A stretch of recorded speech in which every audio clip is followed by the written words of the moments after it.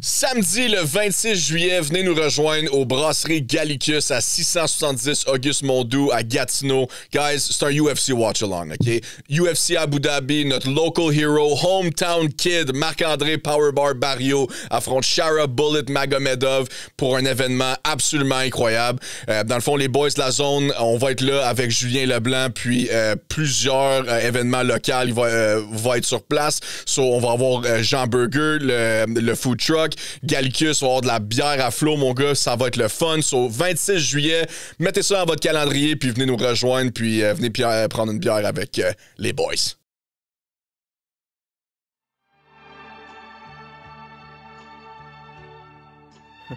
And on my mama, I'm the shit. They left me laying on the ground, man. Since they picked me up, I'm dog shit and all these Browns, man. She's done caught me up when my family wasn't around, man. I've been a man before I knew it, like I'm LeBron James, and we gon' ball. Bonjour tout le monde et bienvenue à La Zone, la destination pour les passionnés de sport, présentée par Bet99, le meilleur sportsbook au Canada et sur la planète. Aujourd'hui, je suis avec la légende du show, Coach, est en personne avec nous à Gatineau. Aujourd'hui, ça va être un épisode plus personnel, plus simple. On va parler de Coach, son background, tu sais, pourquoi il a joint l'équipe, puis bien évidemment, on va parler du meilleur sport sur la planète Terre, le football. J'ai eu un épisode que j'ai parlé de soccer. Ouais, ça s'en vient. Tous les épisodes qu'on a parlé durant l'off-season, c'était plus des épisodes buffer. C'est des épisodes que faut passer le temps. On est des adeptes de sport, on est des fans passionnés de sport. Mais à un moment donné, hein, notre bread and butter, comme on dit en anglais, c'est NFL et le football. So, aujourd'hui, on embarque dans ça. Puis, j'aimerais commencer un peu, tu sais, le landscape, le paysage de football puis de paris sportifs c'est rendu pas mal intense. C'est partout, surtout au Canada. Il y a des fans partout de NFL et surtout de paris sportifs, là, comme tout le monde bête. C'est ça qui drive la NFL. C'est ça qui drive la NFL. Ouais, puis le stock market aussi. Là. Mais pour commencer, je vais commencer avec Coach. Coach, ça a commencé de où tout ça, là, comme your love for football? Bon, my love for football, ça a commencé très jeune. Ouais. Mon père avait des billets de saison pour les Rough Riders dans le temps. T'sais. Ottawa Rough Riders. Holy shit. Il les a eu longtemps. Puis c'était pas juste mon père, il était un groupe de comme 10, 12, je pense. Il y avait comme un allongé. Puis à chaque année, il allait au Grey Cup aussi. Donc, la première année, j'ai commencé à aller au match. Moi, j'avais 7 ans. Puis la bonne chose aussi, c'était qu'il y avait d'autres enfants avec les autres père qui venait avec mon père. Yeah. Mon oncle était là, des cousins, des affaires de même. Fait c'était le fun. Puis là, on allait toujours au Booster Club après. Nous autres, on s'en allait pas à la maison.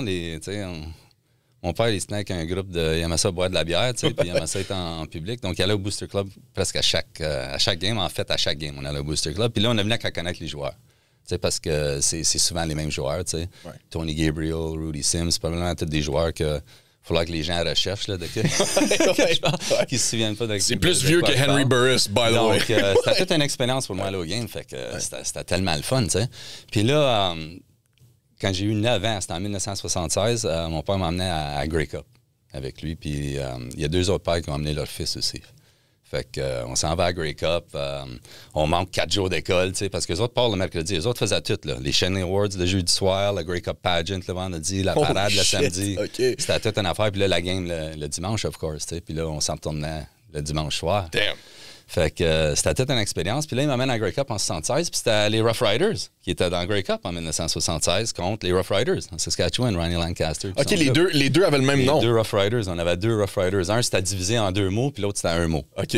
Donc, il y a une historique là-dessus. Là, je me souviens pas exactement c'est quoi, mais il y en a raison pourquoi. Puis là, ça a changé par après. Donc, je m'en vais à Grey Cup, ma première Grey Cup, à 9 ans. Mon équipe est dans Grey Cup. Damn. Mon équipe gagne la Grey Cup. C'est un play last minute. C'est un des meilleurs plays dans l'histoire de la Grey Cup du CFL. Tommy Clements à Tony Gabriel dans l'end zone. Je ne sais pas si le monde s'en souvient, mais ils ont gagné le match 23-20 à la dernière minute avec ce jeu-là. Fait que là, c'est sûr que c'était comme. C'était quasiment pas possible que tu t'en vas à ta première Grey Cup, ton équipe est là, parce que Ottawa, c'était pas une des meilleures équipes non plus, historiquement. Ils gagnent la Grey Cup. Puis après ça, on apprend qu'il y a un party post-Grey Cup pour les Rough Riders. Puis on apprend que c'est au Harbour Hilton Castle à Toronto. Fait qu'of course, le groupe de pères sont à moitié c'est le party, tu sais. Fait que let's go, on s'en va là, tu sais. Puis le train est juste à 9h le soir, puis c'est correct, tu sais. Puis la game dans ce temps-là, c'était comme à 3h de l'après-midi. OK. Fait qu'on s'enligne tout au Hilton Harbor Castle. Puis là, les pères s'en vont dans une direction, nous autres s'en vont dans une autre direction.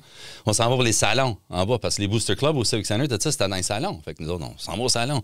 On se promenait en bas là, on voit une porte ouverte, on voit un gros monsieur à la porte, c'est Rudy Sims. Holy shit. Puis Rudy Sims, c'était un des meilleurs joueurs dans la ligue dans le temps, puis il nous connaissait, parce qu'il était toujours au Booster Club, lui. Fait qu'il nous regarde dans le corridor, il est comme « What the hell you kids doing here? » Tu sais, on est comme « Come on in! » Puis j'étais comme « Where's Tony? » Fait que je connaissais Tony Gabriel, je le voyais souvent, j'ai des photos avec lui, puis tout. He's playing pool over there, fait que je m'en vais. Puis j'ai pu jouer au pool avec Tony Gabriel, Peter Dallariva, Dan Kepley. C'était tous les stars qui ont gagné les awards au Shenley, puis tout ça, tu sais. Puis j'avais 9 ans. Puis là, je me retourne, je regarde à la porte, puis c'est nos pères. Puis là, il essayait de dire que nous... fait qu'on est allé à la porte, puis on a fait nos pères rentrer au Grey Cup Party des Rough Riders. Puis, anyway, on sentait qu'on a manqué le train. Ouais. Parce que c'était tout free, puis c'était tous les joueurs, les exécutifs de la Ligue qui étaient là-dedans. Puis c'était comme... Il n'y avait personne d'autre de nous autres, du public, qui était... We kind of snuck in, puis c'était à cause de nos Booster Club. Donc, tu sais, tu parles d'un amour pour le football. Tu sais, après ça, j'étais allé à 8 Grey Cup de fil. Après ça, j'étais allé à une coupe de Super Bowl plus tard quand j'étais devenu plus vieux. Puis pourquoi ça a changé? Pourquoi ton amour il est allé plus vers la NFL que la CFL? À cause moi aussi, j'ai grandi, tu sais, CFL fan, puis c'était incroyable de voir Anthony Calvillo, puis Henry Burris. C'était big, le CFL. C'était incroyable, tu sais, mais là, à Star, on dirait... Il manque un peu de star power, il manque un peu de jus. On dirait que la communauté est pas trop inclue, comme tout avait dit. Là, le Grey Cup, c'était une fin de semaine au complet. C'est plus pareil. Là, pourquoi? Qu'est-ce qui a fait la transition? Dans un mot, puis je vais Jerry Jones. Jerry Jones avec le marketing de l'NFL. Ça a parti une stratégie. Comme Jerry Jones est responsable pour l'NFL qu'on a aujourd'hui. Oui, absolument. C'est pour ça que je le respecte beaucoup dans cette situation-là. Mais en tout cas, il y a d'autres choses qu'on peut faire. Il est aussi sénile, mais il a fait... Puis là, quand Kraft il s'est joint, ben c'était un gros partenaire à Jerry parce que lui, il était tellement business. Kraft, right? Comme, qui d'autre tu peux le vendre comme un business partner, qui c'est le meilleur. Donc, ça a beaucoup changé. Puis là, l'argent qui est rentré dans la NFL, puis le marketing, puis le glitz, puis là, t'avais les Cowboys, puis les Steelers, puis c'est ça, les Steelers, j'ai pogné dessus avec Terry Bradshaw, puis Lynn Swann, puis Franco Harris, puis toutes ces légendes-là. Puis t'avais, tu sais, c'était marketé comme tough. C'était un différent marketing qu'aujourd'hui. Blue collar, comme, ouais. Let's go. Puis, tu sais, t'avais les familles de la NFL, tu sais, les Hunt, les Rooney, tout ça. C'était tout un effort collectif, puis ils ont tous suivi Jerry dans le marketing, puis ça a comme blow up. Fait que c'est sûr, comme wow, le glitz, les commerciaux, juste les commerciaux de NFL, tu sais, on n'avait pas ça. Là, la CFL a manqué d'argent un peu, puis ça a venu même à un point où on pensait que c'était pour la Ligue du Sud, tu sais. Fait que le gros problème, c'est qu'il y a eu un paquet d'argent, puis une grosse montée avec la NFL, le marketing, puis le CFL n'a jamais été capable de keep up. Ouais. Puis même dans le développement de joueurs, comme... Tu regardes les collèges américains comparés aux universités canadiennes, je veux dire, c'est comme un Lambo versus un Honda. C'est comme il n'y a pas d'argent dans ça. Là, tout l'argent au Canada, c'est mis dans l'éducation. C'est pas mis dans... Comme le budget de Texas, les sports à Texas, je pense que c'est 1,2 million. Billion, excuse, pour les Longhorns. Puis je pense Notre Dame, c'est 1 billion, quelque chose. Mais tu peux pas comparer comme l'Université du Texas comparé à l'Université de Laval. C'est juste, c'est pas là. C'est pas le même produit. Donc, j'ai regardé le match hier, puis tu sais, Montréal-Toronto. Ils ont un bon produit, le CFL. Oui. Mais c'est complètement différent. La stratégie est complètement différente. Il y a des gens qui aiment ça comparer ça un peu comme NFL, CFL, NHL, AHL. Mais non, parce que AHL, NHL, c'est les mêmes règlements. C'est exactement la même stratégie. La même... Ouais. Là, CFL, NFL, c'est quasiment comme un différent jeu complètement. Tu as un joueur de plus, le terrain est beaucoup plus gros, le ballon est même pas pareil, les joueurs sont pas aussi gros, sont pas aussi vite. Tu as plus de... J'ai regardé la game, puis qu'est-ce qui m'a frappé le plus?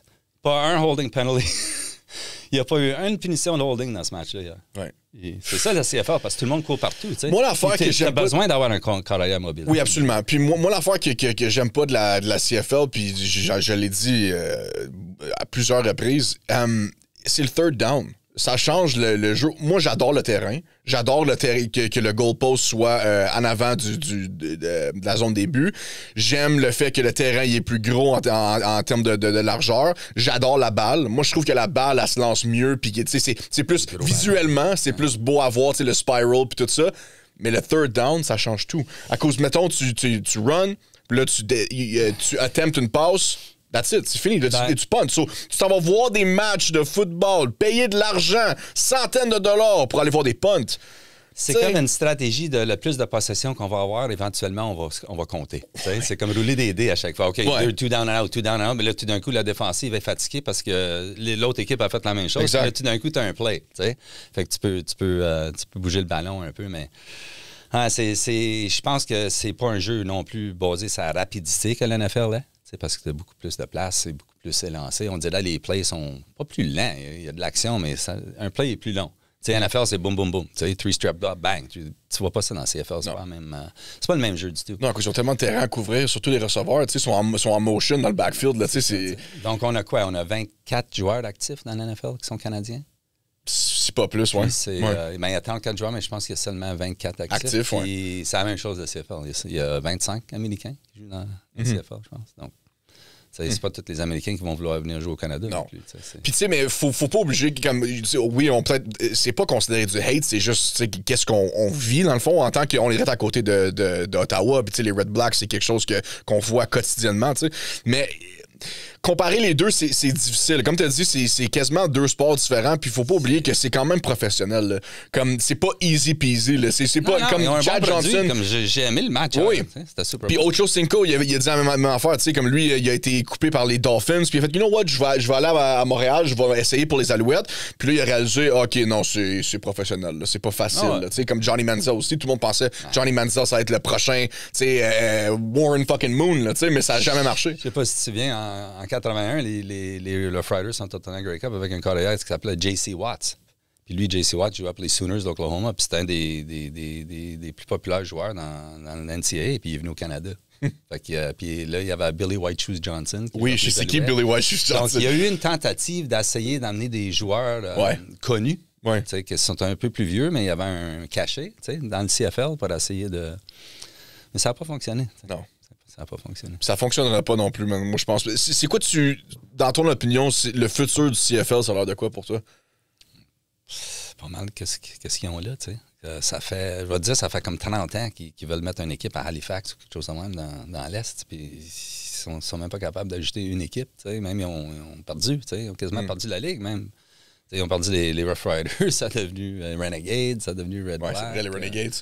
Holy shit, ouais. L'ownership au CFL aussi, c'est pas l'argent. T'as pas les stades de 80 000 personnes. T'es chanceux si t'as 25-30 000. Une Grey Cup, on a 50 000 peut-être. Peut-être, oui. Mais c'est pas régulier, puis c'est pas tous les matchs qui sont sold out non plus. Donc, tu sais, c'est un manque d'argent. Puis on n'a pas la population que les États-Unis ont. On a un dixième. On a les fans, par exemple. On a les fans, par exemple. Ah, absolument. Le football, c'est super adoré au Canada. Ouais. CFL est assez gros aussi. Comme, quand on allait aux fins de semaine, c'était big. Là, comme, tu te retrouves sur la rue Young, puis la rue Young est complète d'un bout à l'autre. C'était big. Mais tu sais, avec l'expansion de la NFL, tu ne veux pas se cacher, là, on s'en va l'année prochaine. Il y a Madrid, Munich, Brésil.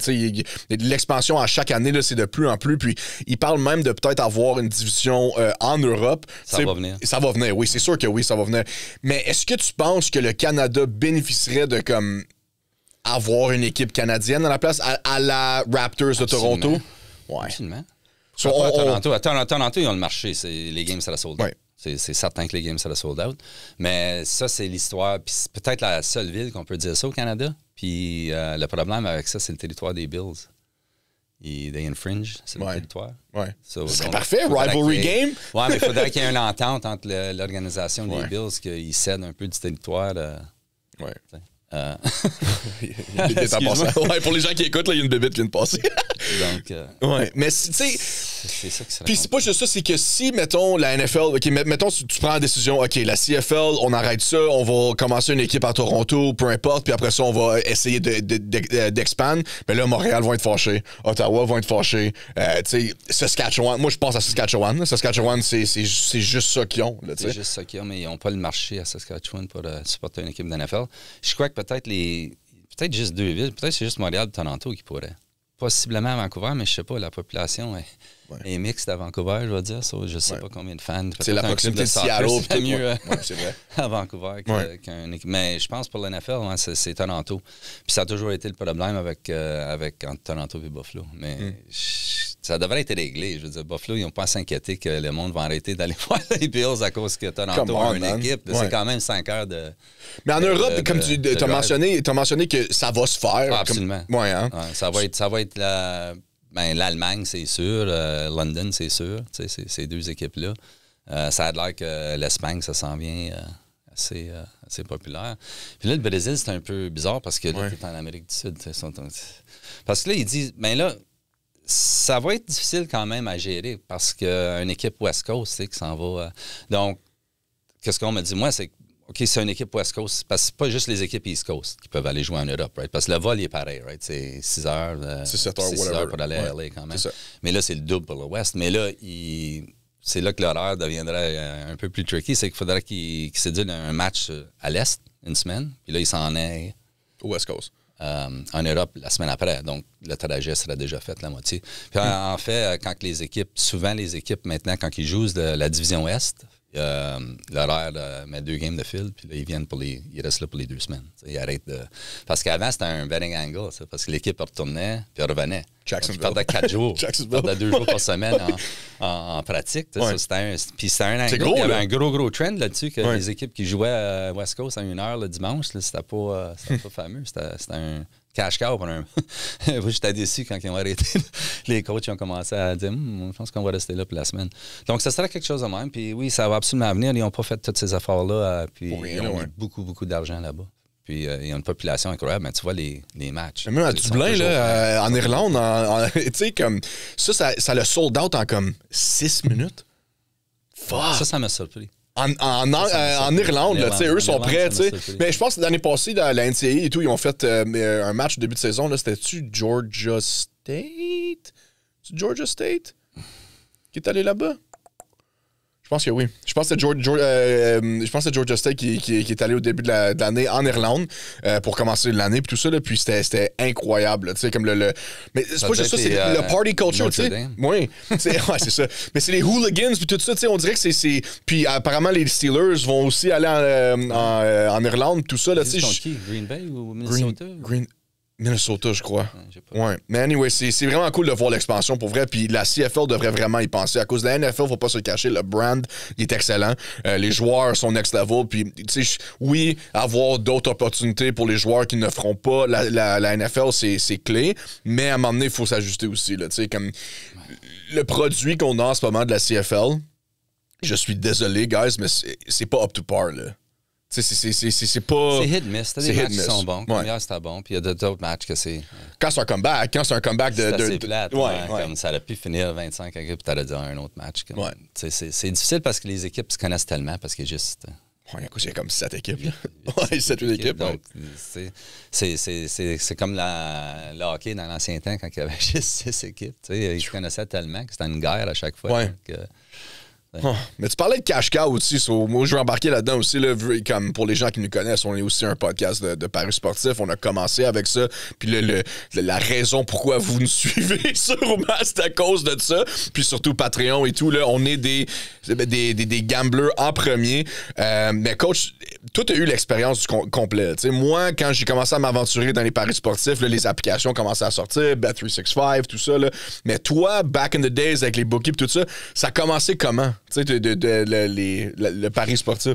Ben, c'était juste que les gens voyaient l'argent de Vegas, tu sais. Puis tout le monde veut... comment je peux parier? Donc, les gens ont commencé des commerces, tu sais. Commerce illégal, mais, tu sais, ils se sont mis... Fait que c'était ça, il fallait que tu trouves the guy. Il fallait que tu trouves un gars qui prenait des bêtes. Puis il n'y en avait pas beaucoup. Sur les bookies, ils faisaient quoi, dans le fond? Aux États, il y en avait beaucoup. Ouais, aux États, il y en avait beaucoup. Mais mettons, Ottawa, comme toi, t'as grandi à Ottawa, sur ton bookie, whatever, c'était quoi? Il y avait une connexion à Vegas? C'était un de mes chums. OK.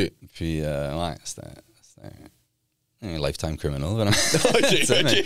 Là, il a utilisé ça comme méthode de, hey, je peux faire de l'argent avec ça, tu sais. Puis, ouais, puis c'était un setup que, ouais, la personne dit, OK, ben, je prends des bêtes. Puis là, c'était tout par téléphone. Fait que tu l'appelais, puis tu disais, what do you got? Puis là, il te donnait les numéros, Dallas -3, tu écrivais tout ça, OK, I'll call you back, boom. Là, tu regardais tout ça, OK, all right, qu'est-ce qu'on fait? T'sais, nous autres, on était un groupe, on était comme 7-8 qu'on bêtait chaque dimanche, tu sais. Fait que le matin, on mettait comme une couple de 1000 par dimanche là-dessus, là, tu sais. Ouais.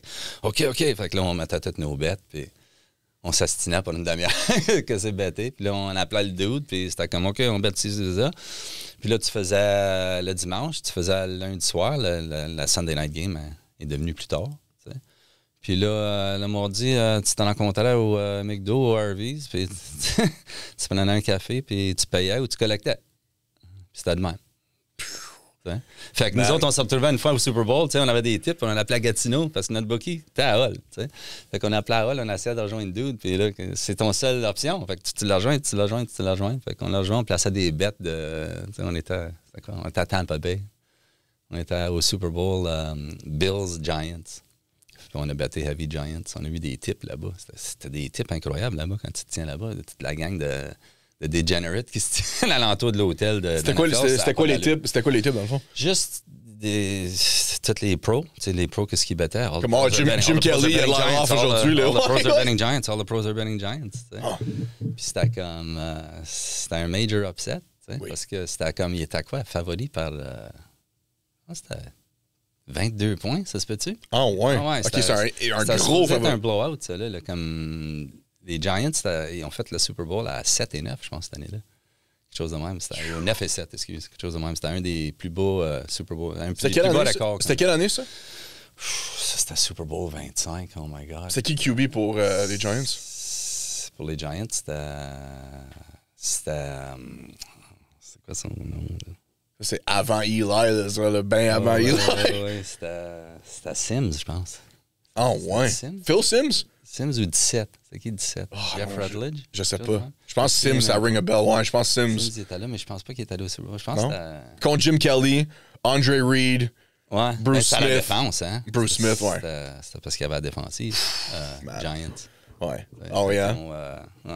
Strahan, il jouait ça là, ben là, c'est Buffalo, ils ont manqué le field goal à la fin. Oh, Norwide. C'est wide right. C'est wide right? Wide right. Scott Norwide. Ouais. Oh my God.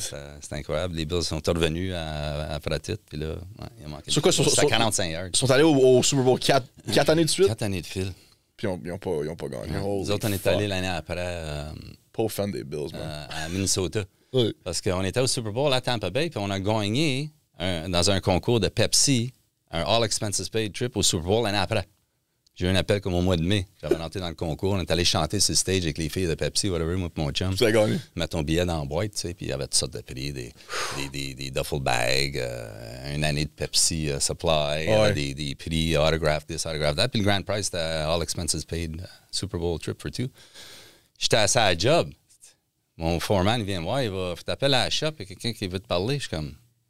C'est jamais bon quand ils te disent d'appeler à la shop. Okay? Je rentre dans le trailer, c'est comme que j'ai fait, j'appelle la shop. Là. Il y a une fille, parce qu'on avait écrit nos numéros de téléphone. Il y a une madame qui fait appeler ici pour toi, la secrétaire. Elle travaille pour Pepsi. Je suis comme, oh my God, on est allé au Super Bowl au mois de janvier, là, on est rendu au mois de mai. T'sais. OK, puis là, je commence à parler. Là, je me souviens, faut qu'on est rentré dans le concours. Là. On a tout oublié ça, nous autres. Yeah. Là, je dis, holy shit, puis là, je pense, qu'est-ce que j'ai gagné? Tu peux gagner, il y avait comme 100 prix. Là, t'essayes de pas te lever les trop. Puis là, t'appelles, là, je t'ai pas capable de le rejoindre. T'sais. Ça a pris une semaine que je le rejoigne. La madame avait pris un congé. Elle a essayé de m'appeler avant qu'elle parte. Elle m'a pas rejoint. Là, moi, j'essayais de l'appeler. Fait que ça a pris comme une semaine. Finalement, je l'ai rejoint. Puis elle me dit ça sur le téléphone. I'd like to inform you that you've won all expenses paid Super Bowl. J'ai des frissons. J'ai quasiment tombé sa connaissance. Elle dit, are you interested in the prize? Je suis comme, interested in the prize? You wouldn't believe it. We bet $10,000 every Sunday on We're like, we watch football for 12 hours. Yeah. Fait que là, il était super contente. Fait que, puis c'était of course, il engage une compagnie. C'était Sports Tours Classic, ça s'appelait. Puis c'était tout. On avait tout, là. On avait des cheats pour tout. Des taxis, déjeuner, lunch, supper, des shows. On est allé à un show à une bar Prince, il vient de Minnesota. Holy shit! On est allé à un bar incroyable. Prince a joué une couple de chansons. Puis, on a pu rentrer dans le bar, mais c'était parmi toutes les expériences NFL que toi t'as eues, toi t'as eu, comme tu sais, t'as gamblé à Vegas multiple temps, plusieurs fois, tu sais. C'est quoi ton expérience que t'es comme holy shit? Ça, c'est la meilleure expérience NFL que j'ai eue de ma vie, là, tu sais, comme. C'était Super Bowl, là. Ouais, hein? All expenses paid. À Minnesota. Ouais. Ouais, j'étais assis dans, parce que là, c'est certain que t'es pas dans les nosebleeds, là, avec ces compagnies-là. J'étais dans une section, j'avais Bon Jovi, Donald Trump, sa femme était là, Demolition, les wrestlers étaient là. Comme j'étais dans une section avec toutes les Demolition photos Boys, chez nous, avec tous ces gars. Yeah. Tu vas avoir ma photo à côté d'eux autres. J'ai l'air d'une poupée. Holy shit, man. Ça va pas d'allure. Fait que ça, oui, par loin, Five Fire, ça, c'était une expérience incroyable. Parce qu'on a eu encore, ils nous ont emmenés là comme le mercredi. Fait que t'as eu toute la fin de semaine complète. On a eu des Super Bowl jackets, t'avais des pins, t'avais des passes pour aller à l'NFL Hotel, à des press conferences, des affaires de même. T'sais, maintenant, ça serait ESPN, backstage, c'est ça. T'sais.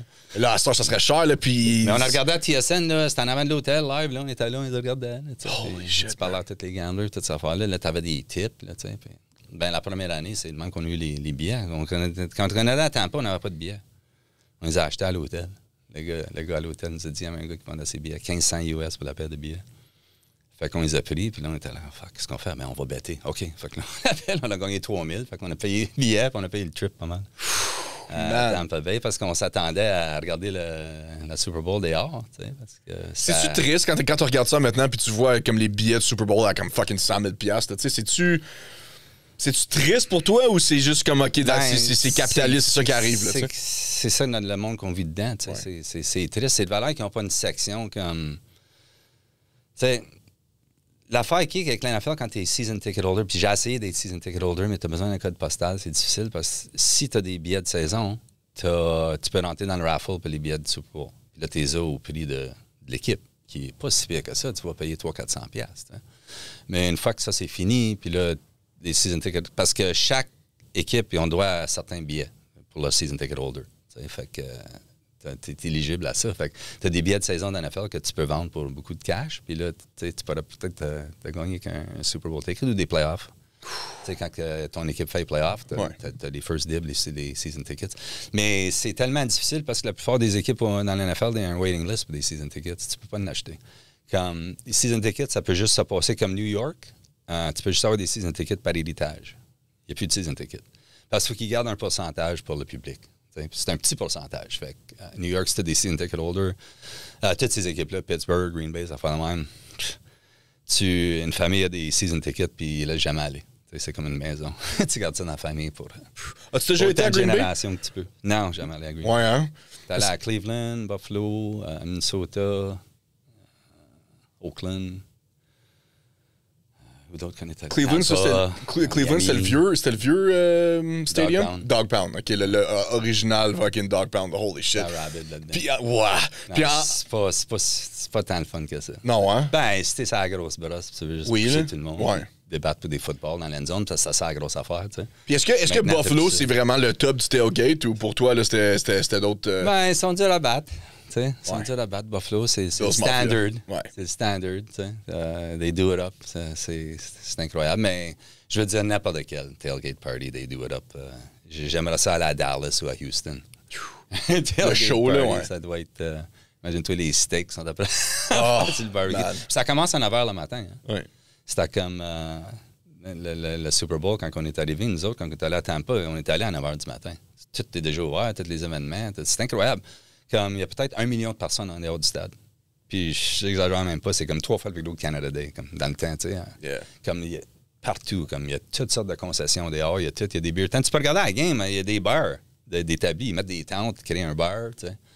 Puis ils mettent une TV, puis là, tu vois, le monde, ils vont tout regarder. Puis là, t'entends dans le stade, c'est cool. Tu regardes la game dehors. À Tampa aussi, dehors du stade, le vieux stade, il y avait un gros screen, comme j'ai jamais vu un screen gros de même dans ma vie. C'était pas Raymond James?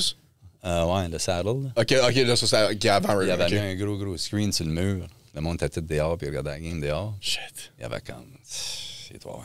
au moins comme 200 000 personnes dehors pendant la game. Puis Tony a dit aussi récemment, quand il est allé voir les Bucks, là, que c'était le tailgate experience à Tampa Bay, c'est incroyable. Tu te lèves, tu t'en vas au stade. Ouais, puis c'est beau. Là, game day, là, tu t'en vas tout de suite au stade. C'est beau dehors, là, tu sais, comme c'est Florida weather. Là. What else do you want? C'est quoi d'autre tu veux plus, là, tu sais? Toutes sortes d'affaires à acheter, tu peux rentrer dans des concours, le food il est incroyable partout. C'est comme un festival. Ouais. C'est big. C'est vraiment impressionnant. Puis c'est ça que la CFL n'aura jamais. À cause de l'argent et à cause de la population. Je veux dire, tu as 10 % de la population, tu as 10 % des fans de football. Basically. C'est even equation. Mais c'est absolument... Même aller à un Super Bowl et pas aller à la game, là, it's worth it. Mais c'est que là, c'est rendu tellement cher comme on était au Mexique quand on voulait aller à Arizona. Super Bowl Arizona. Ouais. On a checké. Puis on voulait, j'ai checké 6 mois en avance pour essayer de booker des affaires. Hôtels, ouais. Puis aussitôt tu mets la date, fini. C'est comme exponentiel. Comme, il y a un gars qui louait sa Tesla. Tu peux coucher dans Tesla, puis c'était comme 1200$ par soir, je te mets pas. Les chambres d'hôtel n'avaient pas une en bas de 4000. N'importe où proche de downtown Arizona, c'était à 4-5 000$ pour des chambres d'hôtel. C'était pas possible. Arizona, c'est malade. C'est vrai que Average Joe, tu peux pas te payer ça. Je veux dire, à moins que tu gagnes la loterie, tu vas dépenser 25 000$ dans une fin de semaine. Comme, OK, c'est ça ton but, d'aller à un Super Bowl. Puis, je disais à ça que c'est le fun de juste y aller et de participer, mais là, ton hôtel, elle va te coûter les yeux de la tête. Puis, c'est rendu difficile. Tout monte. Les restaurants doubles, c'est comme... Tout monte, tout double. Puis, of course, les contrats des joueurs, là, c'est rendu à un autre niveau. Puis, c'est une belle petite tangente pour embarquer dans le prochain sujet. Puis, il faut en parler à cause coach, j'étais un fan fini des Steelers. Puis, moi, j'étais un hater fini des Steelers. Puis, TJ Watt vient de se faire payer. Highest paid defensive player dans la ligue. Mérité ou pas, coach? Ouais. So-so, 50-50. Tu sais comment je me sens pour ça? Tu sais, comme, je veux-tu avoir TJ Watt sur mon équipe? Oui. Of course, oui. Tu sais, comme, come on, tu sais. Mais c'est que, tu sais, je n'en avais parlé, tu sais, il y a 30, le 31. Il n'a pas fait de tackle contre les Ravens dans les playoffs. Je veux dire, si tu regardes notre défensive, là, c'est pas comme si tu peux remplacer TJ Watt facilement. Il y a des joueurs dans la ligue, tu peux pas. Mais il could cope, tu sais, avec l'argent que ça te sauverait. Puis là, tu sais, peut-être qu'il s'en vient plus vieux, peut-être ça. Mais tu peux pas aller signer Aaron Rodgers, DK Metcalf, drafter les joueurs que tu as draftés, puis dire que tu es all-in, puis là, pas signer TJ Watt. Comme, tu es tout aussi bien de t'en aller chez vous. Déjà, tu vas perdre le locker room. Tu sais, tu me dis tu es all-in, mais là, tu signes pas lui, comme ça. Ton meilleur joueur. Mon point là-dedans, c'est que je pense que ça aurait un plus gros effet dans la chambre que sur le terrain. Vraiment. Mais, là qu'il a eu son argent, hein, puis là que la défensive, elle le complimente beaucoup, peut-être qu'il goes wild. Peut-être qu'il pète le sack record parce que une fois que Micah Parsons se fasse signer, je pense que lui, he's gonna go wild. Donc, c'est pas merveilleux, mais c'est juste que moi, hein, personnellement, tu sais comment je sens. Moi, je veux pas que la face de mon équipe soit un defensive end. Excuse. Mais c'est ça le cas. I don't care who it is. Ouais. Tu sais, comme Casey, tu peux dire que Chris Jones est aussi important que Patrick Mahomes à cette équipe-là. Oui. Je suis capable de dire ça confortablement. 100%, mais... Chris Jones, c'est pas la face de l'équipe. Exact. C'est Mahomes, right? Puis c'est l'offensive.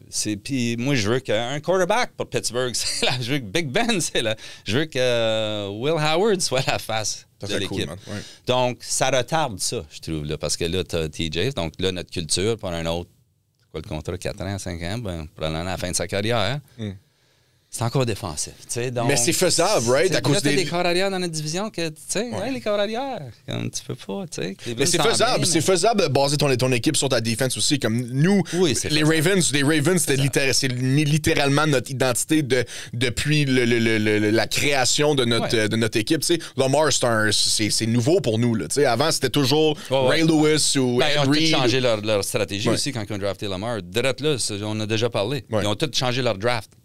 Quand ils ont décidé de prendre lui, parce que c'est toute une autre affaire, right? C'est ça. Donc, c'est ça. Donc, c'est mixed emotion un peu. Je suis content qu'ils l'ont signé. C'est excessif, mais c'est ça l'NFL. Puis je l'ai dit, je suis pas d'accord avec la façon que les contrats gèrent dans l'NFL, que le next guy up, automatiquement, comme je trouve c'est atroce que Trevor Lawrence fait l'argent qu'il fait. T'sais, je te dis qu'il est quarterback atroce. Non, mais il n'est pas là. Il n'est pas là qu'il mérite, il mérite cet argent-là. T'sais. Mais même Jordan Love, c'est peut-être un hot take, là, mais... Jordan Love, il a prouvé quoi, là? Ben, T'sais? Jordan Love, je vais le défendre parce qu'il a commencé l'année blessé. Il s'est blessé dans le premier match l'année passée, puis il n'a jamais récupéré. Ouais. OK? Puis, je l'ai dit, il était le number 1 victime de wide receiver drop sur third down. C'est vrai. So, you're off the field. La balle est direct dans ses mains, puis il l'échappe. Ils n'ont aucun estime. You know how that feels. Oh, fuck oui. S'il y a quelqu'un qui le sait. Mark Andrews. Donc, tu peux pas blâmer le corps arrière. Donc, moi, je pense que, puis je l'ai dit, que le corps arrière à watcher dans la NFC cette année, c'est Jordan Love. Puis, en effet, c'est un de mes favoris pour MVP cette année. Je pense que c'est l'année pour Jordan Love. Ils ont une des plus jeunes équipes dans la ligue. Leur coach est phénoménal. Le draft de Matthew Golden, ça va être plus important que le monde pense. Parce que je pense que finalement, ils vont avoir un receiver numéro 1. Ils n'ont jamais eu. Ils ont eu Watson. Mais gars, Watson, il revient juste au mois de novembre. Là. Il ne sera pas là au début de l'année. Fait qu'en effet, tu n'as pas de wide receiver 1, c'est comme tu as une collection de wide receiver 2. Comme quand tu enlèves Rashid Rice de Patrick Mahomes, les 3 autres, c'est des wide receiver 2. Là, tu as un groupe de wide receiver 2. Tu mets Rashid Rice qui est cimenté comme numéro 1, comme c'est même pas proche. Eux autres sont beaucoup meilleurs. T'sais? Pareil comme Jamar Chase puis Higgins, que je trouve que Higgins, il bénéficie beaucoup d'être avec Jamar Chase parce qu'il n'y a jamais de double coverage. Puis Jamar Chase est capable de buster du double coverage. Puis je sais pas si Higgins est capable parce qu'on l'a jamais vu. Il n'a jamais joué sans. T'sais? Toujours blessé. So, c'est une bonne idée de signer 2? Non, j'ai pas trouvé que c'était une bonne idée parce que je pense que tu peux trouver un super bon wide receiver qui peut aussi bénéficier d'avoir Jamar Chase qui va produire pareil comme l'autre. Ça, je m'en pense. Tu ne trouveras pas un autre Jamar Chase. Moins cher, ouais. À moins que tu aies à Minnesota et tu leur convainques de te donner JJ. JJ, Ça n'arrivera pas. Mais là, ça m'amène à un autre sujet, c'est que les contrats, tu sais. Là, on regarde McLaurin, right? McLaurin pas content. McLaurin a signé un contrat de 25 millions par année. Puis dans le temps, c'était big. Puis ça fait pas longtemps. Il y a 2-3 ans? 3 ans? Ouais. Donc là, il reste quoi, 2 ans son contrat ou un? Ouais. Donc là, le marché de wide receiver, il a flippé overnight. Ouais. On s'entend-tu? On s'attendait pas à ça. Ben, les Garrett GM Wilson, s'attendaient pas à ça. les Jets, ils ont juste Personne explosé s'attendait le à marché ça avec Garrett Wilson. Ouais, Garrett mais Wilson l'année fait- passée, ça a commencé, right? Quand on a commencé à payer les receveurs, tout d'un coup, avec Chase, puis ouais. 40 millions. Ouais. My God, là, le marché a flippé. Là, ton Complètement. next guy up, my God, tu sais. Fait que là, tu regardes ça, puis tu regardes un gars comme Terry McLaurin, puis oui, il est aussi bon que ces gars-là, je dirais, puis il est aussi important à son équipe que ces gars-là. Mais tu as signé un contrat, man, OK? C'est là que je shine un peu avec le GM. Parce que le GM, on dit toujours comme... Comment qu'on critique Jerry pour attendre la dernière minute? On dit toujours, ça te coûte bien trop cher.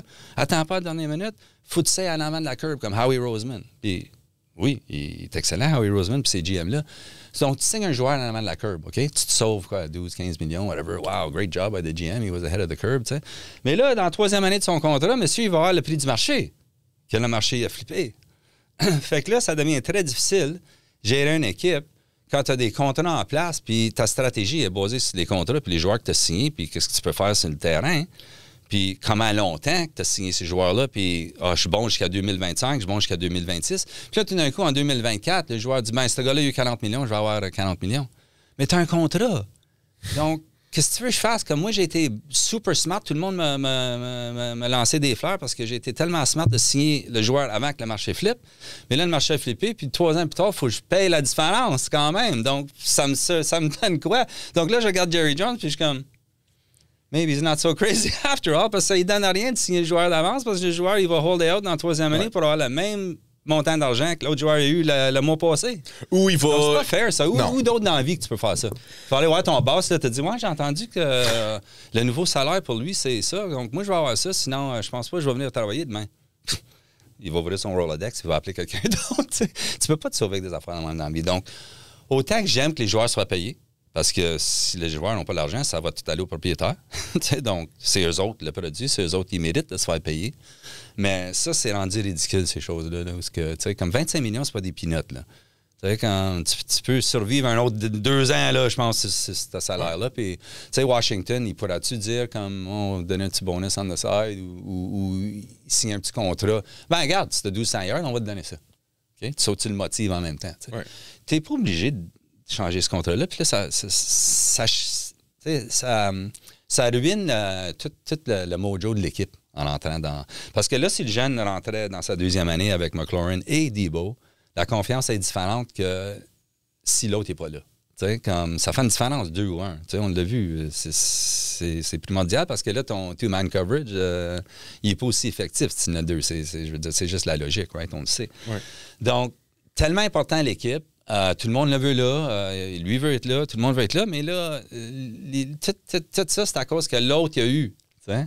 Ouais, mais quand ton prochain contrat va arriver, chum, là, tu peux Tu peux dire, ben, vous allez me donner ça ou je vais aller ailleurs. C'est ça. C'est le temps, c'est le moment. Puis, tu sais, Terry McLaurin, c'est aussi mérité, right? À cause il y a eu des saisons je pense qu'il y a eu, je pense que c'est 5 ou 6 années de suite avec 1000 et plus yards, tu sais. Avec des corps arrière. 25 millions dans le temps, c'est le marché. C'est ça, avec des corps arrière qui n'étaient pas Jayden Daniels, là, right? So, c'est comprenable. Oui, je comprends qu'il veut son argent et tout, là, mais je suis un peu d'accord avec toi pour des situations comme ça. Tu sais, à un moment donné, là, faut pas, tu peux pas hold hostage l'équipe juste à cause d'une coupe de millions de dollars, right? Comme, si c'est un prove-it contract où tu signes le gars, c'est pas un prove-it contract. On va te signer pour 2 ans puis on va te donner 5 millions par année. Parce que le gars, il essaie de revenir d'une blessure, il essaie de rentrer dans la ligue ou quelque chose. Puis là, dans la deuxième main, il dit, hey, l'année passée, OK. Puis là, probablement, l'équipe, là, signer un contrat. Parce que là, you proved it, tu sais. Mais c'est pas ça du tout, là. Donc, faut que tu finisses ton contrat, tu sais. Comme, c'est pas comme si tu faisais, tu sais, si ça faisait tellement longtemps que le contrat avait signé puis il faisait 6,3 millions, ben... Là, tu vas te dire, OK, bon, on va faire quelque chose pour le deal. Terry McLaurin, on va lancer 10 millions en quelque part, tu sais, juste pour le... Mais là, come on, 25 millions. So, tu vas faire quoi avec ton extra 10 millions? Tu vas acheter un autre Ferrari ou tu vas acheter une autre maison. Là, tu vas pas gagner. Why don't you go play and win? Puis là, ton argent va venir. Là, tu vas faire des annonces à la TV. Tu vas vendre tes cartes. Tu vas faire n'importe quoi. Penses-tu que Washington va avoir une bonne chance? On n'a pas vraiment une chance de deep dive, là, mais je pense que tout le monde pense que les attentes de Washington sont tellement hautes qu'ils vont faillir. Moi, je pense pas. Non. Moi, je pense que ce jeune-là, c'est pas un flash in the pan. Je pense pas que ça va être l'année de C.J. Stroud dans sa deuxième année. Puis C.J. Stroud, c'est pas parce que c'est un flash in the pan, c'est parce que son coach a changé la stratégie. Et son O-line complètement. Cliff Kingsbury, il commencera pas à courir le ballon 30 fois par game. Là, il va continuer à développer Jayden Daniels. Puis le plus de weapons qu'il y a autour de lui. Là, il y a de l'expérience. Puis tous les corps arrière qui durent dans cette ligue-ci, ils ont toujours un second year leap. Puis je m'attends à un second year leap, même s'il y a eu son année. Ils vont-tu gagner 7 games dans la dernière minute? Non, c'est dur à répéter, mais là, tu vas trouver d'autres façons de gagner. Il n'y a pas une équipe qui existe qui va gagner des matchs de la même façon. T'sais, si tu gagnes 7 matchs comme ça dans la dernière minute... mais gagner, c'est gagner, right? Avec le roster qu'il y avait. Là, le roster est un peu mieux. Tu as ajouté une couple de choses. Je ne sais pas que c'est Von Miller va ajouter à l'équipe, mais peut-être ça va être bon. C'est vétéran. On a dit la même affaire avec... situationnel. Oui, exactement. Peut-être third down, ça on va a être dit bon, la même chose avec Bobby Wagner. Wagner, il est très vieux et tout, mais man, c'est un très bel ajout. Puis à cause de Bobby Wagner, Frankie Louvu, il a eu le gros step-up, puis année d'incroyable. T'ajoutes Von Miller à cette D-line-là, là, je vois pas comment... C'est pas mauvais. Tout le monde est comme, c'est quoi ce signing-là? Comme, who cares? C'est pas comme si c'est entre lui comme ton... Non, c'est pas ton number one option. C'est un gars vétéran que t'ajoutes sur ta ligne pour montrer... c'est un Hall of Famer, là. Il connaît beaucoup de football, lui. Là. Oui, c'est comme Calais Campbell. Il sera bon. Puis je pense qu'ils vont le gérer de façon qu'il va jouer beaucoup plus vers la fin de l'année. Oui. C'est pas comme s'il va jouer à chaque play. Là, lui, avec Bills, Buffalo, ils ont essayé de jouer à chaque play, puis là, il s'est blessé, boum. Faut que le gars soit un mentor pour ton équipe. C'est pour ça que tu le signes, puis surtout avec Dan Quinn à defense, man, je pense que c'est un ajout incroyable, là, pour vrai. Là. Je pense que cette organisation-là va continuer à prendre de l'avance. Je pense pas que c'était un flou l'année passée. Je pense que ce gars-là, il est for real. Je pense que c'est un des meilleurs corps arrière dans l'NFC. Puis je pense qu'il va continuer son développement avec son coach. Ça va être intéressant, cette division-là, parce que Eagles s'en allaient pas nulle part, right? Non.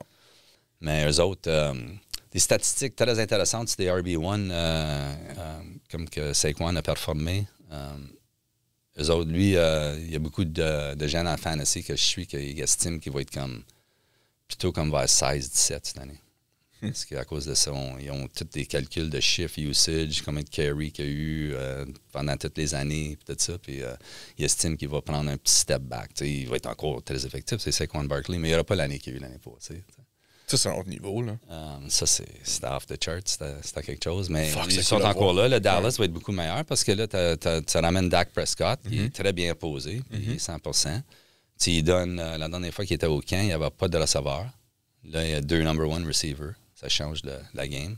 Je crois qu'ils ont très bien drafté sur la ligne offensive, les Cowboys. Ouais. La ligne offensive va être beaucoup meilleure. Ouais. Ils ramènent des joueurs très importants à sa défensive. Overshown, Diggs, Bland, ces joueurs-là, ils reviennent. Puis là, Mika, il va être signé. Je te dis, ils vont signer Marcus, je pense, puis là, il va faire fureur. He's gonna go crazy. Puis il va être très dominant. Donc, ça sera pas facile. Puis là, tu regardes les Giants, tu sais.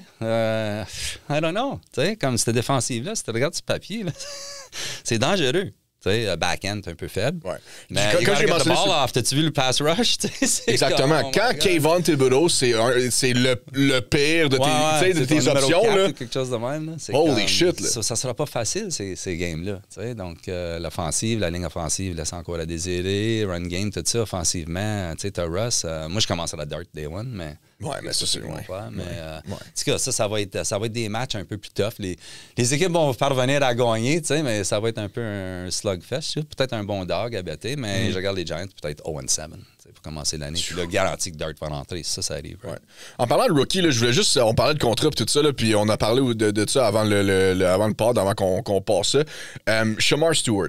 Shamar Stewart a officiellement quitté les Bengals pour retourner au Texas A&M, mais le coach de Texas A&M est sorti dans un press conference pour dire certaines choses sur Shamar Stewart. Pour les gens qui ne le savent pas, on l'a mentionné au dernier podcast, mais on va juste faire un petit recap. Shamar Stewart, c'était une recrue pour les Bengals de Cincinnati, puis il a refusé de signer le contrat à cause qu'il y avait une clause dedans qui disait que s'il se blessait durant ses années de rookie, puis qu'il ne pouvait plus jouer au football, qu'ils ne doivent zéro, dans le fond.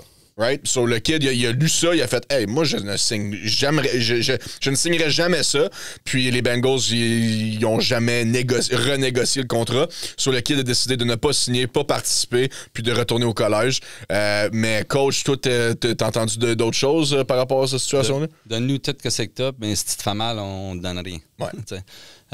Non, moi, j'ai écouté la conférence avec le coach, puis il n'y a aucune chance que ce joueur-là retourne au collège. Premièrement, il n'est pas éligible pour jouer. Il ne pourrait pas jouer. Ça serait il faudrait qu'il change des lois pour qu'il puisse jouer. Donc, il pourrait participer à toutes les pratiques, tous les trainings, mais il serait seulement présent à l'université comme étudiant. Donc, il perdrait une année de football. Puis là, il y a des motions légales qu'il faudrait qu'il soit complétées pour qu'il retourne dans le draft. Donc, c'est faisable, mais c'est un autre processus, c'est pas automatique. Puis là, tu retournes dans le draft, puis là, tu es en arrière des joueurs qui ont joué toute l'année, puis qui sont dans le spotlight toute l'année, puis que Mel Kiper, puis tous ils mettent ça sur la TV, puis tu sais, ils overshoot tout le monde. Field Yates puis Mel Kiper sont en train de parler. N'importe où dans la vie, si tu perds une année dans ta job ou dans ta carrière, tu tombes en arrière. Surtout dans les sports. Comme ça se peut pas. Donc, moi, je vous dis tout de suite, il n'y a aucune chance que ce joueur-là retourne au collège. Il va jouer pour Cincinnati, il va être au camp, ils vont le signer, ça va tout se réparer parce que les deux, ils ont besoin. Cincinnati, ils ont besoin, puis lui, il a besoin de commencer sa carrière de façon positive, pas en s'assisant dans une classe pendant un an. Psychologiquement, ça va être affreux pour lui. T'sais, donc, ça, c'est off the table. Il n'y a pas de qui pense qu'il va retourner là. Ouais, puis je pense que tu as raison aussi. Tu sais, en tant que ça arrivera pas.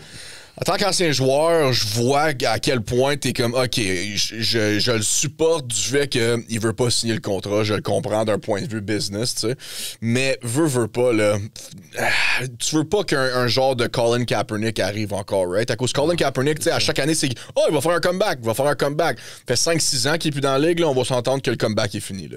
Tu sais, puis on va... Qui est-ce qui va battre comme quarterback? Quel quarterback qui va beat up? Exactement, mais c'est pas juste ça, c'est que Shamar Stewart, quelle autre opportunité qu'il va avoir? Qui d'autre il va le drafter là, après tout ça? Là, comme c'est ça l'affaire. Là. C'est ça. Là, il est fort comme gars Josh Rosen. On a parlé souvent de Josh Rosen, numéro 10. Où est-ce qu'il est, Josh Rosen? Je sais pas. Nulle part. Ouais, en train de vendre ça arrive vite. Ça, c'est des gros moments dans la vie où il y a des gros montants d'argent d'inclus. Là, tu peux pas. Donc, juste le fait qu'il a fait ce qu'il a fait, je trouve ça à prendre des chances, vraiment, tu sais, parce que t'as rien fait encore. Puis, tu sais, si c'était Lamar Jackson, c'était une affaire, mais si c'était Shamar Stewart, c'était une autre chose. Mais non, il va être là, il va jouer. Ils vont signer les deux, ils vont signer Hendrickson, ils n'ont pas le choix. C'est juste un drame pour rien, pareil comme... ouais, mais ils n'ont pas le choix. C'est l'off-season aussi, right? Puis tu vois les analystes... Ouais, tu vois les analystes ESPN puis tout ça, tu mentionnes, mettons, ils parlent d'autres sports, whatever. À chaque jour, on dirait il faut qu'ils trouvent un sujet, right?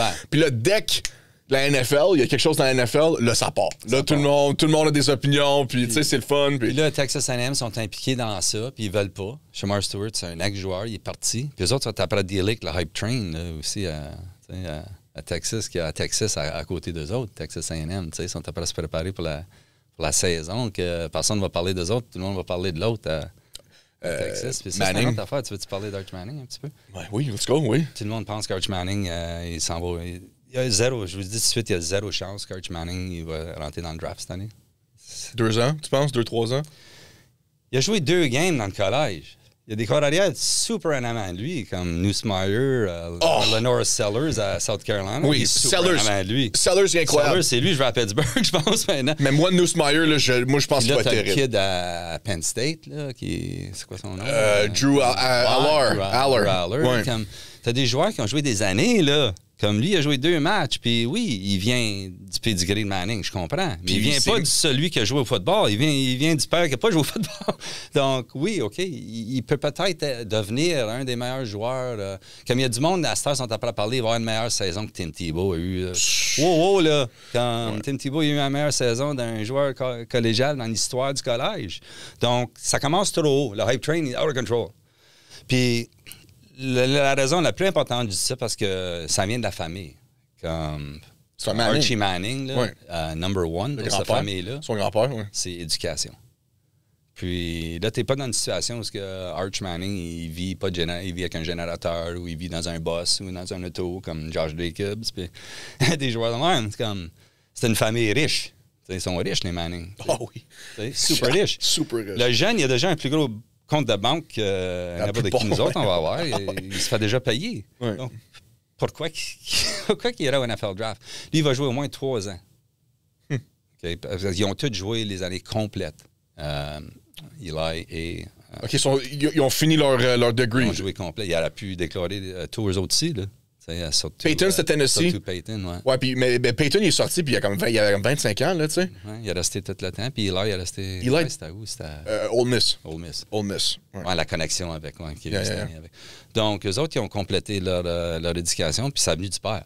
Puis là, moi, j'ai lu un article d'un reporter qui est proche de la famille, puis il a dit que peut-être un an et tout, mais il n'y a aucune chance cette année qu'il va déclarer pour le draft. Arch Manning.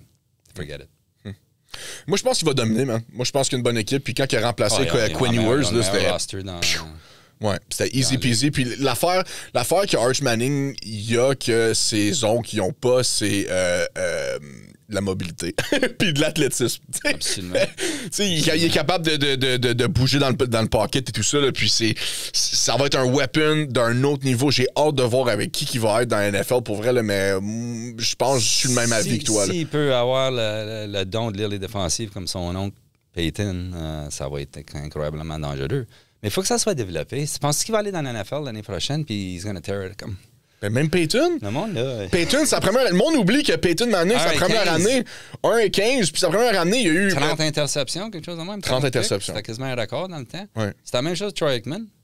1-15 sa première année, puis il est dans le Hall of Fame, tu sais. Donc, tu ne rentres pas dans la NFL là, comme recrue, puis tear it up. À part CJ Stroud, Jaden Daniels. Ben, je veux dire, tear it up si t'es entouré. Ouais.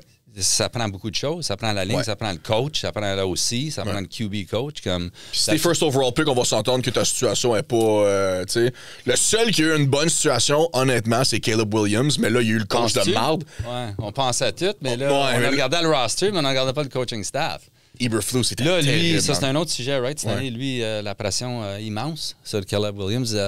Tu penserais que l'année passée, comme number 1 pick overall, ça serait immense, mais ça ne l'a pas été parce que il y avait l'excuse, puis je dis ça, je trouve pas un meilleur mot, que son coach était pourri.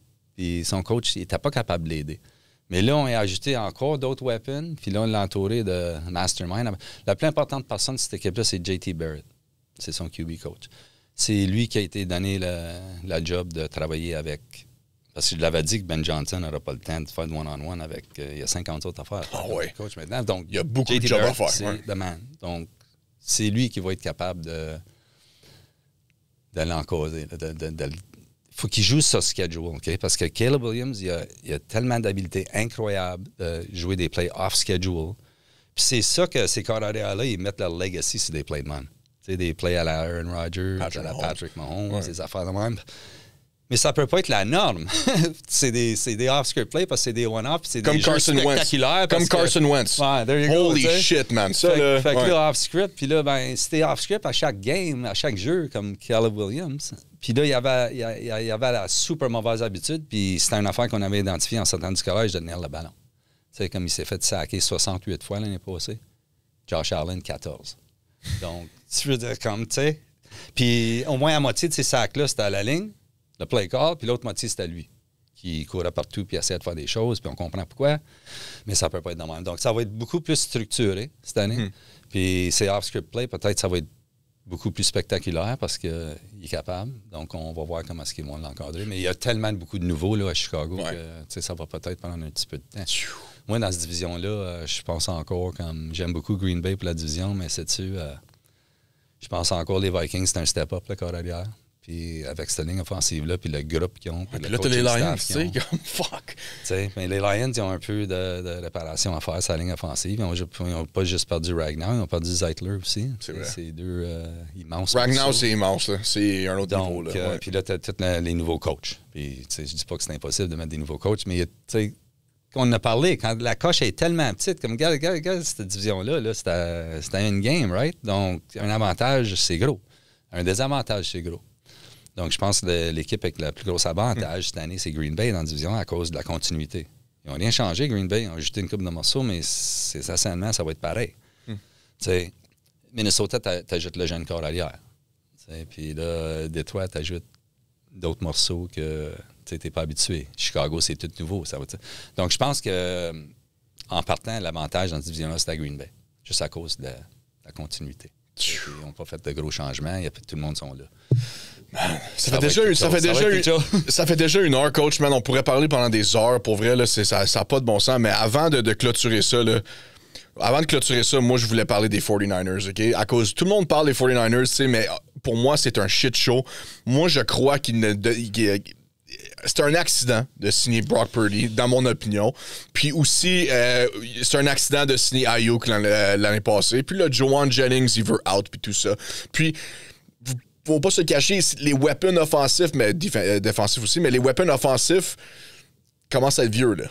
Tu sais, ils se blessent tout le temps, puis à la défense, ils ont plus Hufanga, ils ont plus l'autre Greenlaw, ils ont plus Greenlaw, ils ont perdu ces studs-là. So, est-ce qu'on est en train de voir un petit downfall de la part des 49ers, ou qu'est-ce que tu penses, ou Kyle Shanahan va réussir à trouver quelqu'un, anyway? Moi, c'est bizarre. Mon take, c'est 49ers, c'est l'opposé. Moi, je pense que c'est un de mes Super Bowl favorites. Je pense que c'est une équipe avec un championship roster. On oublie les joueurs qu'ils ont. Comme CMC, on oublie, right? Après que tu vois une année de tous les autres joueurs. Puis Saquon Barkley, c'est facile d'oublier CMC après une année de Saquon Barkley. Comme ça, avec des sauts derrière par-dessus les joueurs et ces choses-là. Donc, on oublie. Mais il est 100%. Oui, y a-t-il une chance élevée de blessure comparée à d'autres? Oui.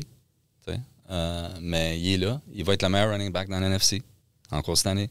Tu as le meilleur tight end dans l'NFC. George Kittle, tu as encore numéro 1 ou 2 l'année passée. En success rate avec les passes. Tu es encore là, pas vieux. O-line, réparé, il est là. Williams est back, ça c'est immense. Leur split avec lui ou sans lui, si tu regardes les records, immense. Tu as ramené Salah, ça c'est immense. C'est un super bon defensive coordinator. Pas bon head coach, defensive coordinator, je l'engage tout de suite. Tu as quand même ton middle linebacker. Warner. Tu sais, je veux dire, la clé pour cette défensive-là, ça va être les jeunes. Les jeunes, si Robert Saleh est capable de les développer, ça va fonctionner très bien, la défensive des 49ers, puis l'offensive aussi, je trouve. Donc, j'étais un peu mix parce que mon plus gros take là-dessus, c'est qu'il rentre dans la saison avec pas de bullshit. Il n'y a pas d'histoire de contrat, il n'y a pas d'histoire de blessure, tout le monde sont supposés être 100%. Ayuk, il va ramper up, mais je pense par octobre, il est supposé être 100%, quelque chose de même, juste par caution. Puis là, tout d'un coup, l'affaire de Juan Jennings tombe.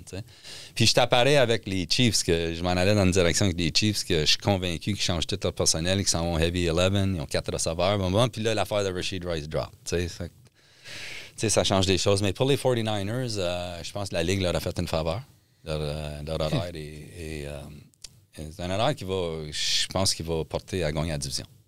C'est comment facile. C'est pas l'horaire la plus facile dans la NFL, je pense. Je pense que c'est le number one plus facile dans la NFL. Holy shit. Ça ramène tout ce groupe-là avec le coaching staff qu'ils ont là. Il va être là, les 49ers. Ils vont être certainement dans les playoffs. Tu peux avoir des catastrophes comme il se blesse. Ça peut aller pour n'importe équipe. Brock Purdy, le monde, il est underrated. C'est certain que je prendrais Joe Burrow avant Purdy. Mais il n'est pas flashy, right? C'est comme Jared Goff, right? Si tu regardes ses numéros, là, il est top 10 dans un paquet de métriques. Puis lui et Ayuk, long ball, là, c'est un numéro 1 dans la NFL. Le monde ne me connaît pas, mais Gossi, quand il était à 100%, Ayuk, la connexion qu'il y avait à ces deux-là, c'est numéro 1 dans la NFL, passe au-dessus de 20 yards. Donc, ça leur vient-tu? Moi, je pense que oui.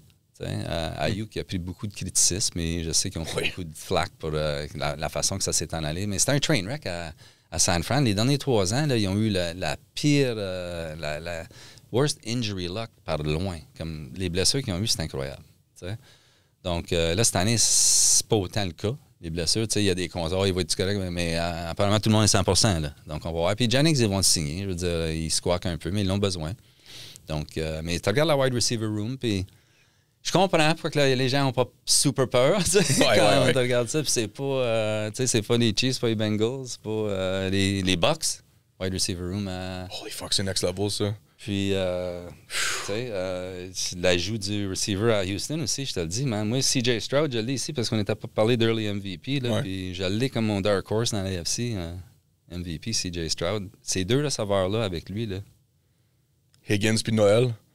Non, Nico Collins. Oh, OK. Moi, je pensais que tu parlais des rookies. Puis le rookie Higgins surtout. Puis là, tu as l'autre rookie qui est supposé d'être pas mal bon aussi. Fait que, essentiellement, il va se retrouver avec 2 wide receiver 1, lui. Puis CJ Stroud, il n'a pas de bonne humeur. Okay? L'année passée, là, il n'a pas aimé ça l'année passée. Non, il a mangé le turf à chaque play, les gars. Puis là, ils ont donné Nick Chubb. Ouais, c'est vrai. Là, ça va aider beaucoup parce que... Joe Mixon, Nick Chubb dans le même backfield. Mixon, il est un des running backs le moins effectif l'année passée. C'est un moins effectif dans son rush attempt, son success rate. Il était comme 36 ou quelque chose de même. Il score. C'était une faillite à cause du coach. Tout le monde savait que tu avais donné la balle à Mixon. Mais là, il a perdu son receveur. Ouais. Pas le choix. Dell, Nico Collins, là, t'es rendu. Là, ça va être différent. Là. Watch out pour les Texans puis CJ Stroud cette année. Mais coach, merci beaucoup. Comme les gens savent, là, moi puis coach, on peut parler pendant des heures là, de football, mais là on va sûrement revenir, moi, je dirais, dans comme une semaine ou 2. Mais là, le prochain événement pour nous autres, c'est le 26 juillet au Brasserie Gallicus dans le plateau, sur ces 670 Auguste Mondou à Gatineau. Venez nous voir, c'est un samedi. On fait un UFC Watch-Along pour UFC Abu Dhabi. C'est Marc-André Powerbar Barrio, notre local hero, qui affronte Shera Bullet Magomedov, un psychopathe. Okay? Ça va être un excellent fight. Puis nous, dans le fond, on fait un UFC Watch-Along de, je pense, c'est 11h AM à comme 3-4h de l'après-midi. Pourquoi? À cause c'est Abu Dhabi, c'est durant le jour, right? So, day drinking. Il va y avoir un food truck, Jean Burger, shout-out à Jean Burger aussi. Ils vont venir vendre de la bouffe, bière et tout. Ça va être incroyable. On a besoin d'un événement de l'été. C'est la meilleure place. On supporte. Tout est local là-bas. So, venez voir les boys. Venez avoir du fun. Puis on se voit le 26. Puis il va aussi avoir une réaction post-fight avec moi, Tony, Alex, puis of course Julien Leblanc qui va être là-bas avec nous autres. Ça va être le fun. So, après ça, guys, on va avoir une couple d'épisodes, puis c'est le début de la saison NFL. Saison 3. 47 jours, là? 47 jours. Saison 3, on va commencer ça en beauté. Là. Ça va être une saison épique. On a 2 saisons incroyables, 1 et 2, mais là, saison 3, là, on va essayer de mettre ça à un autre niveau. So, guys, encore, merci à tout le monde sur Patreon, Discord, YouTube, Spotify, TikTok, tous les social media. On est très, très... on vous aime, man. Pour tout le support que vous nous donnez constamment. On est reconnaissant, puis on vous aime. On n'est pas comme BPM, on va pas crisser les gars dehors, OK? On prend soin de nos gars ici. Merci beaucoup, puis on se voit à bientôt, guys. Merci. Ciao. Peace out. We gon' flex on them, do the John Wall. All my homies, we gon' ball, ball, ball.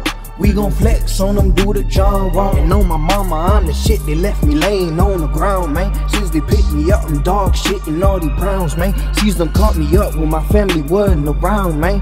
I been the man before I knew it, like I'm LeBron James.